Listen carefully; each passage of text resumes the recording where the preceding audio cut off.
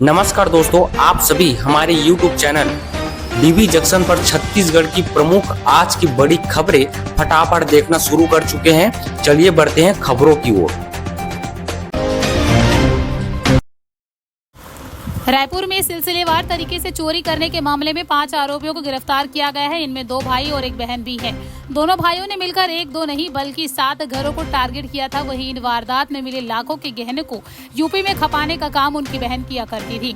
आरोपी इतने शातिर थे कि चोरी के बाद अपने माँ बाप के पास उत्तर प्रदेश फरार हो जाते थे। इस मामले को लेकर रायपुर पश्चिम एसपी DR पोर्ते ने बताया कि DD नगर में पुलिस को लगातार चोरियों की शिकायत मिल रही थी। पुलिस चोरों के खोजबीन में जुट गई थी। तभी घटनास्थल के आसपास 2 सगे भाई सूरज सिंह और फिर सिद्धार्थ सिंह CCTV में नजर आए। रायपुर स्थित मुख्यमंत्री निवास में गुरुवार सुबह 11 बजे जनदर्शन का आयोजन किया गया। रिमझिम बारिश के बीच बड़ी संख्या में अपनी समस्याएं CM साय को सुनाने के लिए लोग जुटे। इनमें से एक शख्स राजनांदगांव से पहुंचा, जिसने लापता पत्नी की खोज खबर लगाने की गुहार CM से लगाई। वहीं पंडवानी गायिका शांतिबाई चेलक भी जनदर्शन में आई। इसके अलावा बिलासपुर और बेमेतरा में अनुकंपा नियुक्ति के लिए भी बड़ी उन्होंने पद्मश्री के लिए अनुशंसा करने का आग्रह किया है। इस जनदर्शन में अलग अलग विभागों से जुड़े अफसर भी मौजूद रहे। छत्तीसगढ़ में पहली बार रायपुर एम्स में नार्को टेस्ट की सुविधा शुरू हुई है। इसके जरिए अब गंभीर आपराधिक मामलों की जांच में आसानी होगी। इसकी रिपोर्ट भी महज 3 दिन में ही मिल जाएगी। इससे पहले पुलिस को मुंबई, हैदराबाद या फिर बेंगलुरु जाना पड़ता था। दरअसल रायपुर एम्स में 27 जुलाई को नार्को एनालिसिस टेस्ट का सफल परीक्षण किया गया। यह टेस्ट फॉरेंसिक साइंस लैबोरेटरी में एंथोनीसी विभाग और जनरल मेडिसिन और इमरजेंसी मेडिसिन विभाग के सहयोग से पूरा हुआ। इसके लिए अक्टूबर 2023 में एम्स और फिर फॉरेंसिक साइंस लैबोरेटरी की ओर से समझौता हुआ था। छत्तीसगढ़ में कस्टम मिलिंग घोटाले का आरोपी रोशन चंद्राकर को जेल के बाहर ऐश कार्रवाई की जा रही है। आरोपी चंद्राकर को जेल से बाहर निकालकर एक होटल में पहुंचा दिया गया। इस दौरान जेल प्रहरी लखन जायसवाल उसके बच्चों को घुमाने ले गया। दरअसल रोशन चंद्राकर अभी रायपुर सेंट्रल जेल में बंद है। वहीं 2 अगस्त को इलाज के बहाने रायपुर जेल प्रहरी लखन उसे अपने साथ बाहर लेकर निकला। इसके बाद होटल वेंटिंग पहुंचा दिया गया। दोपहर 12 बजे से शाम 5 बजे तक रोशन होटल में ही रहा। जब आरोपी रोशन चंद्राकर होटल में अपनी पत्नी और अन्य लोगों से मिल रहा था, उसी दौरान प्रहरी जायसवाल उसके बच्चों को पंडरी स्थित सिटी सेंटर मॉल घुमा रहा था। उसने छिपने के लिए वर्दी के ऊपर ही टी-शर्ट पहन रखी थी। इसका वीडियो भी सामने आया है।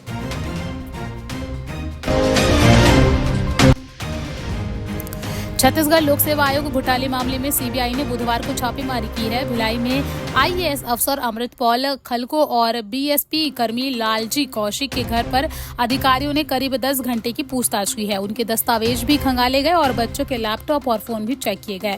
CBI ने खलको और उनके बेटों को बयान दर्ज करने पर रायपुर दफ्तर बुलाया है। दरअसल CBI की टीम ने 7 अगस्त को दुर्ग, महासमुंद, धमतरी और बिलासपुर जिले में एक साथ दबिश दी थी, जिसमें पूर्व गवर्नर के सेक्रेटरी रहे अमृत खलको, कांग्रेस नेता राजेंद्र शुक्ला और CGPSC के पूर्व चेयरमैन टामन सिंह सोनवानी और लेबर अफसर सुनीता जोशी का मायका महासमुंद का हरदी गांव शामिल है।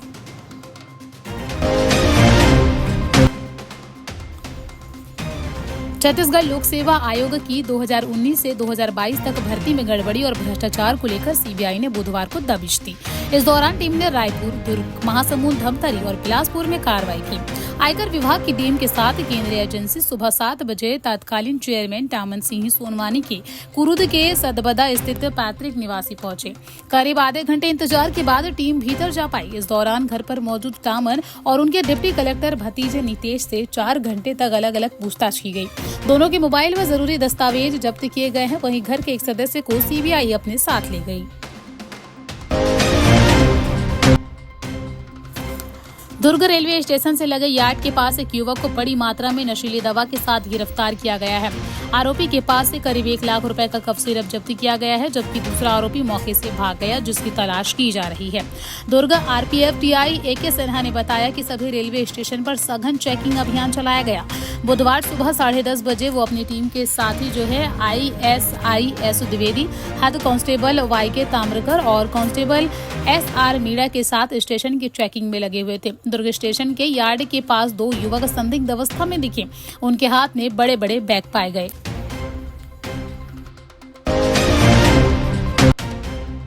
राजधानी रायपुर के पहला जानी टेस्ट ट्यूब बेबी सेंटर में बच्चा बदलने का मामला अब हाईकोर्ट पहुंच गया है। दरअसल जुड़वा बच्चों के माता पिता की याचिका को गंभीरता से लेते हुए चीफ जस्टिस रमेश सिन्हा और जस्टिस रविंद्र अग्रवाल की डिवीजन बेंच ने राज्य शासन, रायपुर एसपी और अस्पताल प्रबंधन के 2 डॉक्टरों को नोटिस जारी कर 4 सप्ताह के भीतर जवाब मांगा है। दरअसल जगदलपुर के बड़े बचेली निवासी अशोक सिंह और उनकी पत्नी उषा सिंह ने हाईकोर्ट में याचिका दायर की है, जिसमें बताया गया है कि 2 बेटियां हैं। कुछ साल पहले बेटे की मौत हो गई थी। वहीं पत्नी उषा सिंह के कहने पर उन्होंने रायपुर के पहलन लानी टेस्ट ट्यूब सेंटर में 27 अक्टूबर 2022 को IVF तकनीकी के जरिए ट्रीटमेंट शुरू कराया। छत्तीसगढ़ में नगरीय निकाय और उपचुनाव से पहले कांग्रेस प्रदेश सरकार के खिलाफ मोर्चा खोलने की तैयारी में है। 14 अगस्त को कांग्रेस के नेता कार्यकर्ता प्रदेश के सभी वार्डों में प्रभात फेरी निकालेंगे और संविधान की रक्षा की शपथ लेंगे। दरअसल फेरी के दौरान भारत के संविधान, तिरंगा और बापू का चित्र लेकर चलेंगे। कांग्रेस प्रदेश अध्यक्ष दीपक बैज ने कहा कि गौ तस्करी और आवारा पशुओं को सरकार ने बेमौत मरने छोड़ दिया है। सरकार को 15 अगस्त तक आवारा पशुओं के निराकरण की चेतावनी दी है। 16 अगस्त को कांग्रेस गौ सत्याग्रह करेगी। वहीं सभी शासकीय कार्यालयों में खुले पशुओं को ले जाकर छोड़ेंगे। छत्तीसगढ़ में नकली होलोग्राम और शराब घोटाले के आरोपी अनवर ढेबर और अरुणपति त्रिपाठी की रिमांड ईडी को मिल गई है। 14 अगस्त तक दोनों ईडी के रिमांड में रहेंगे, जहां उनसे पूछताछ होगी। इससे पहले उन्हें मेरठ जेल में प्रोडक्शन वारंट पर रायपुर लाया गया था। दोनों को आज रायपुर की स्पेशल कोर्ट में पेश किया गया, जहां पर ईडी ने 7 दिन की कस्टेडियल रिमांड का आवेदन लगाया, जो कोर्ट ने मंजूर कर दिया। दोनों आरोपियों को यूपी के प्रिजन वैन से रायपुर के ईडी दफ्तर लाया गया। वहीं वैन में CCTV कैमरा, वॉइस रिकॉर्डर और फिर GPS सिस्टम भी लगा हुआ है, जिससे उनकी निगरानी की गई।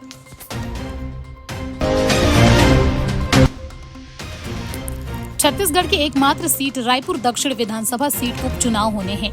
इसके लिए भाजपा और कांग्रेस दोनों ने अपनी तैयारियां शुरू कर दी है। उपचुनाव के लिए युवा कांग्रेस और NSUI अपने वार्ड वार प्रभारी भी नियुक्त करेंगे। इन प्रभारियों के पास पूरे वार्ड की जिम्मेदारी होगी। वे चल रही गतिविधियों की रिपोर्ट संगठन के उच्च अधिकारियों को सौंपेंगे। युवा कांग्रेस और NSUI वार्ड प्रभारी की नियुक्ति के साथ ही ब्लॉक और अनुभाग के अनुसार भी प्रभारी बनाए जाएंगे। यह सभी प्रभारी अपने अपने ब्लॉक और अपने अपने अनुभव की पूरी गतिविधियों की जिम्मेदारी संभालेंगे। रायपुर नगर निगम के वार्डों के परिसीमन को लेकर मेयर एजाज ढेबर की याचिका पर बुधवार को हाईकोर्ट में सुनवाई हुई। हाईकोर्ट ने राज्य शासन और नगर निगम को नोटिस जारी कर 2 सप्ताह के भीतर जवाब मांगा है। वहीं बिलासपुर नगर निगम में वार्डों के परिसीमन को चुनौती देने वाली पूर्व विधायक शैलेश पांडे की याचिका पर गुरुवार को सुनवाई होगी। रायपुर महापौर एजाज ढेबर ने पूर्व महाधिवक्ता और सीनियर एडवोकेट सतीश चंद्र वर्मा के माध्यम से हाईकोर्ट में याचिका दायर की है। इसमें उन्होंने वार्डों के परिसीमन के लिए जारी अधिसूचना को चुनौती दी है।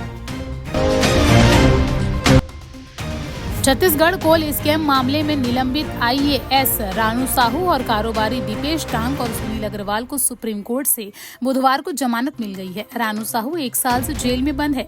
हालांकि जमानत मिलने के बाद भी रानू साहू का जेल से बाहर आना आसान नहीं है। रानू से संबंधित आपको बता दें कि कोयला घोटाले से वो संबंधित पूरा मामला है, लेकिन EOW ने रानू साहू के खिलाफ आय से संबंधित अधिक और भ्रष्टाचार के तहत भी मामला दर्ज किया है, जिसकी वजह से वे जेल में बंद है। बेला थाना क्षेत्र में हुई हत्या मामले में पुलिस ने आरोपी को गिरफ्तार कर लिया है। बताया जा रहा है कि युवती के प्रेमी ने ही उसकी हत्या की थी। प्रेम प्रसंग में रुपए की मांग हत्या की मुख्य वजह बनी है। आरोपी का नाम रामपाल साहू 42 वर्ष है, जो कि संडी रोड आबादी पारा बैजलपुर थाना बेमेतरा का रहने वाला है। SP रामकृष्ण साहू ने बताया कि बुधवार को बिरला हिवारा मुख्य मार्ग पर भैंसबोर्ड बोरिया स्थित हनुमान मंदिर के पीछे एक अज्ञात महिला का शव मिला था। गला चाकू से रेतने के कारण अत्यधिक खून निकल गया था। वही मामले में धारा 103(1) BNS कायम कर विवेचना में लिया गया था।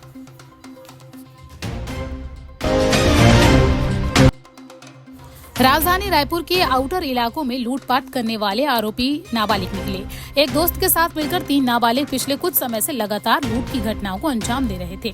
जब पुलिस ने आरोपियों की पहली लूट के बाद नहीं पकड़ा तो उनका कॉन्फिडेंस और ज्यादा बढ़ गया। उन्होंने महीने भर बाद एक ही रात में 3 अलग अलग जगह लूट की घटना को अंजाम दिया। आरोपियों ने पहली लूट 7 जून को राखी थाना क्षेत्र के मुक्तांगन में एक ट्रक ड्राइवर से की थी। Truck driver Mahesh Prajapati truck में बैठकर खाना खा रहा था। इस दौरान 2 आरोपी आरोपियों ने उसे चाकू दिखाकर पर्स में रखे करीब 10,000 रुपए लूट लिए थे। इस घटना के बाद आरोपी मौके से फरार भी हो गए थे।